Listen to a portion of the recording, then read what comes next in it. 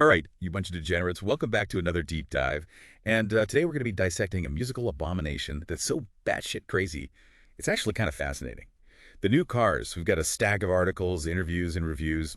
And let's just say the story's wilder than a Rundgren guitar solo. No, it's definitely a wild ride. We're talking about a supergroup formed by two original members of the Cars, Elliot Easton and Greg Hawkes, along with a power pop icon, Todd Rundgren.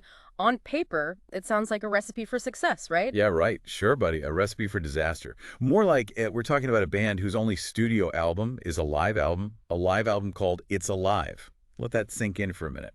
It's a head scratcher, that's for sure. But to understand the new Cars, we need to go back to their formation in 2005. The Cars had been inactive for years, and Easton and Hawks were itching to get back on stage. Meanwhile, Rundgren was looking for a steady gig that would pay the bills and allow him to play for larger audiences. So it sounds like a marriage of convenience, not necessarily a love connection. But how did Rundgren, the guy who wrote Hello, It's Me, and experimented with everything from prog rock to electronica, fit in with the Cars' more straightforward power pop sound? That's the million-dollar question, and honestly, I'm not sure anyone, not even Rundgren himself, had a clear answer. He later admitted that he saw it as a job and that the experience was filled with aggravation, but there's no denying that he brought a certain swagger and musicality to the project. The dude could shred a guitar like a motherfucker. But let's cut the crap and get to the juicy stuff. Yeah. What the hell went down with this supergroup? Was it just a cash grab, a midlife crisis, or a genuine attempt at musical alchemy? It's probably a bit of all three, to be honest, but before we get into the drama, let's set the stage. Easton and Hawks weren't the only ones on board this crazy train. They brought in two of Rundgren's frequent collaborators, Kasim Sultan on bass and Prairie Prince on drums, both seasoned musicians with impressive resumes. So they basically assembled a Rundgren backing band and slapped the new Cars on it, sort of. Did they even try to get the original Cars drummer, David Robinson? They did, actually, but Robinson, the guy who kept the beat for Just What I Needed and My Best Friend's Girl, politely declined. Smart man probably dodged a bullet there. So what about the mastermind behind the Cars?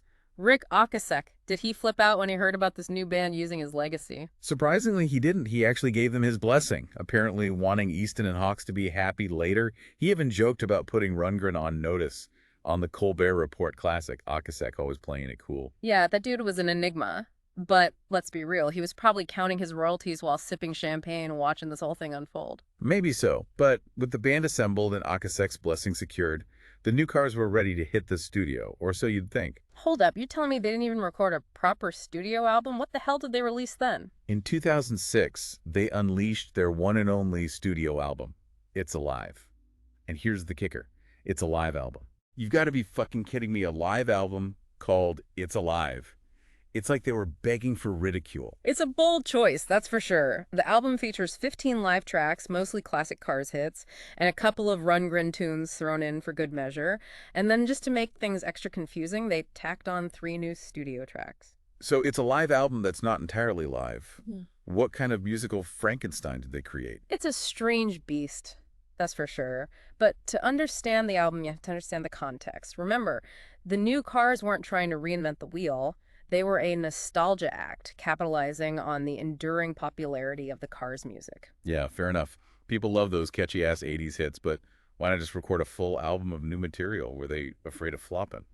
Maybe, or maybe they just wanted to test the waters, see if there was an audience for this hybrid of the Cars and Rundgren, and judging by the response there was. Seriously, people actually bought this Frankenstein's monster of an album. They did, but before we dive into the commercial reception and critical reviews, let's talk about the music itself. We've got a live album with classic Cars, hits a couple of Rundgren deep cuts, and 3 brand new studio tracks. Where do we even begin? Let's start with the obvious question. Did Rundgren manage to channel Rick Ocasek's unique vocal style and songwriting genius? Or did he just sound like a dude trying to impersonate a legend? That's what we'll dissect in part 2. Get ready for some musical mayhem, folks, because it's about to get real. All right, let's rip the Band-Aid off and get right into the meat of this musical monstrosity. Finally, I've been itching to dissect this shit show. So, what did these so-called new Cars actually sound like? Was it a cheap imitation of the Cars, a bizarre Todd Rundgren side project, or something completely unexpected? It's a tricky one. If you're expecting a carbon copy of the Cars, you're going to be disappointed. Rundgren is too distinct a vocalist and musician to simply mimic Rick Ocasek, but that doesn't necessarily mean it's a bad thing. Oh, don't sugarcoat it for the listeners. Spill the beans. Did Rundgren manage to bring anything new to the table? or did he just butcher the Cars classics? Let's start with the live tracks on It's Alive. You've got all the staples, just what I needed, moving in stereo, you might think, even Candio. Technically, they're solid performances. The band is tight and Rundgren hits all the notes, but There's a but coming, I can sense it. there's a certain spark missing, that raw energy and effortless cool that defined the Harwell work. The Cars Rundgren's vocals are powerful, but they lack Okasek's detached, almost ironic delivery. It's like he's trying too hard to impress rather than embodying the songs. So they nailed the music but missed the soul. That's got to be frustrating for diehard Cars fans. Absolutely. And the two Rundgren songs they threw in, I Saw the Light and Opened My Eyes, while decent in their own right, feel completely out of place, like they were trying to appease two different audiences at once. Speaking of trying to please everyone, let's talk about those 3 new studio tracks. They're the only original material on this whole album, so they've got to be something special, right? They're definitely the most interesting part of the album, for better or worse. They showcase the band trying to find their own sound, a blend of the Cars' power pop sensibilities and Rundgren's more experimental tendencies. Break it down for me. What the hell did these musical Frankenstein experiments sound like? The first one, Not Tonight, is their lead single. It's a catchy power pop anthem with a driving beat and a soaring chorus. It's the closest they came to replicating that classic car sound, but it feels a bit generic, like they were playing it safe. Safe from a band with a live album called It's Alive. You're fucking with me, right? I know, right? But then you've got Warm, a surprisingly mellow ballad, with Rundgren's vocals taking center stage. It's a solid tune, but it sounds more like a Rundgren solo track than anything the Cars would have released. So we've got generic power pop and a Rundgren ballad. Yeah. What about the third track? Did they finally go full-blown experimental and blow everyone's minds? Not Quite More is probably the most successful of the three. It's a driving rocker with a catchy chorus and a bit more of that signature.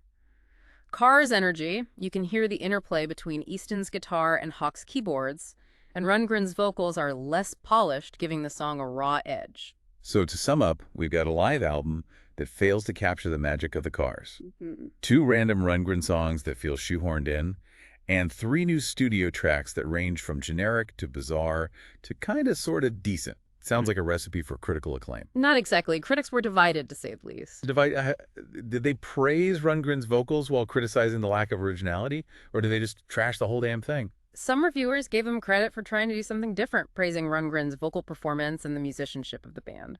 Others called it a cynical cash grab, a pale imitation of the Cars, and a waste of everyone's time. So basically a mixed bag of opinions. I guess that's to be expected when you've got a band this unconventional. But let's be real, the critics weren't the only ones judging this musical monstrosity. How did the fans react? That's where things get really interesting.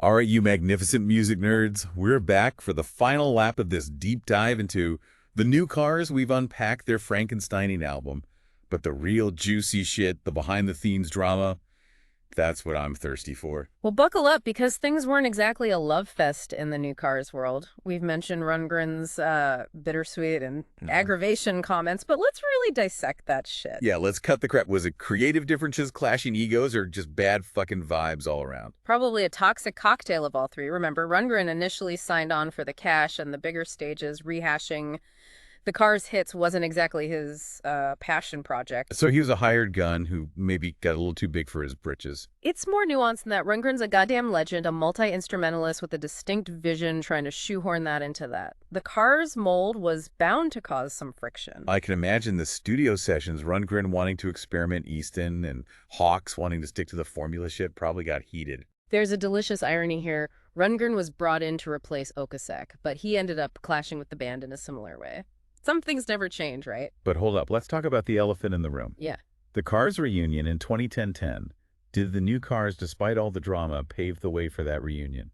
It's hard to say for sure, but it's definitely possible. The new Cars' relative success, even with all the baggage, might have reignited interest in the Cars' music, reminding everyone of their legacy. Maybe Easton and Hawks realized, hey, we're better off with the original recipe, even if Okasek is a bit of a weirdo. Or maybe it was all just a coincidence. Either way, the Cars reunion was a whole other beast. New album, sold out tour, the whole shebang. So the new Cars was just a weird, messy footnote in rock history, a blip on the radar before the real deal came back swinging. In a way, yeah, but it's a fascinating footnote full of what-ifs and contradictions. Imagine if they'd overcome their differences and created something truly unique. But they didn't. And that's what makes the new Cars so damn interesting. They're a cautionary tale about the pitfalls of nostalgia and the complexities of artistic collaboration. Sometimes it's better to let sleeping dogs lie. Sometimes you just gotta embrace the chaos and enjoy the ride, even if it crashes and burns. Damn straight. Yeah. Right, you beautiful degenerates. That's the wrap on the new cars. We've laughed, Great. we've cringed, we've questioned the sanity of musicians, but most importantly, we've learned that even the most fucked up stories can be entertaining as hell. Until next time, keep digging deep and don't be afraid to get your hands dirty. Peace out, motherfuckers.